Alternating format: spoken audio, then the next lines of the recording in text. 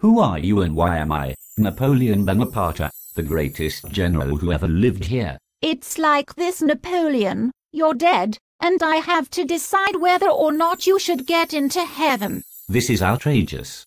I have slaved away to make France a great nation. Why would I be denied access to heaven? I knew you were going to be tricky. Here's what we will do. You and I will have a debate. If you win the debate, you will be allowed into heaven, but if you lose, you will be sent the other way. Do you understand? Napoleon Bonaparte does not lose. Very well then, I will let you choose the topic. C'est magnifique. Our topic will be the French Revolution. I will easily prove that the French Revolution, which I played a very big part in, improved the lives of the people of France. You will have to prove that the French Revolution failed. I interpose. LL begin. Before the French Revolution, there were many problems in France. The economy was a mess. France was in debt and spent most of its money every year just paying for the interest on its loans. In addition to that, the people were starving. France had endured at least 2 bad harvests, limiting the amount of food and raising the prices on things like bread. Okay, the economy was bad. There also wasn't any real equality. The people were divided up into 3 estates. The first estate was the clergy and the second estate was the nobility. Together, those 2 groups made up only 2% of the population, but they controlled more than 20% of the wealth. This was bad because although they were wealthy, they didn't pay taxes.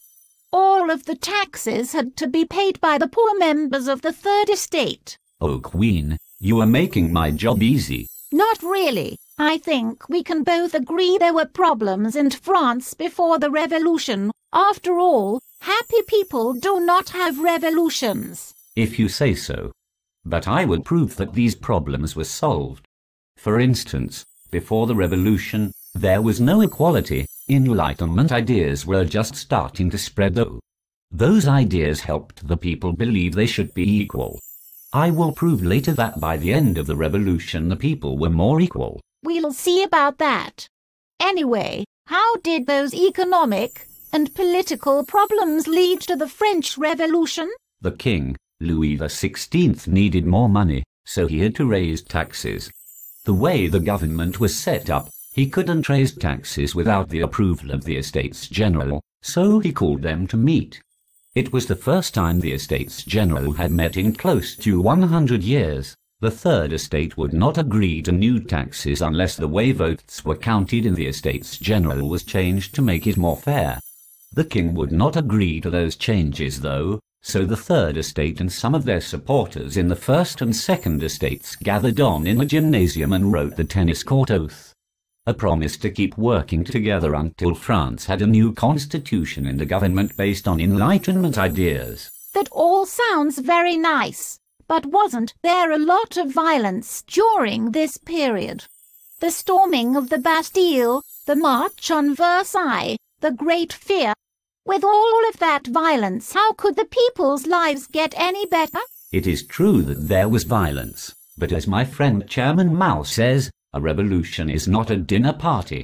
You can't make an omelette without breaking some eggs, princess. Well, what about the actions of Maximilien Robespierre? How can you possibly claim his actions improved the lives of the people of France? He did attempt to create a republic of virtue. Yeah, by carrying out a reign of terror. Somewhere between 30 and 40,000 people died during the reign of terror. They were accused of being counter-revolutionaries, but most of them were just peasants and poor city workers in the wrong place at the wrong time. Well, and a Christianization was a disaster. The people hated it and it wound up hurting France's relationship with the church. If this was how the revolution ended, you might have a point, but it doesn't end there. No. Robespierre is executed, then the people form a democracy called the Directory. I, Napoleon Bonaparte, overthrew that government and created my own. Then I improved the lives of the people. How did you manage to do that? I set price limits on items like bread so all of the people could afford it. I also made peace with the Catholic Church. I created a set of laws based on the ideas of the Enlightenment. Finally, all men in France became free and equal. I inspired nationalism by defeating France's enemies through a series of wars that conquered most of Europe. The French people loved me so much they elected me Emperor of France. But women lost rights. What about them? Well, they weren't allowed to vote or hold public office, if that's what you mean. They could go to school, though. And let's not forget that you continued to censor the press and said that individual freedom is less important than the safety, security, and stability of the state. I did say that, but it was to help make France a stronger nation. You have to admit, while I ruled France, it was a strong nation. Maybe a little too strong. What? You heard me. Your wars led to your downfall. You were defeated and exiled twice, and where did that leave France? After your defeat, the leaders of Europe got together at a big meeting called the Congress of Vienna. At that meeting they decided to restore the French monarchy. The kings the French people had worked so hard to rid themselves of was back once more. I suppose so, but at least the monarchy was limited. It wasn't an absolute monarchy anymore. I guess we'll have to leave this for others to decide. Did the good that came out of the French Revolution outweigh the bad? Was France better off than it had been before? We'll have to see what our viewers think. Please. You don't and Appos.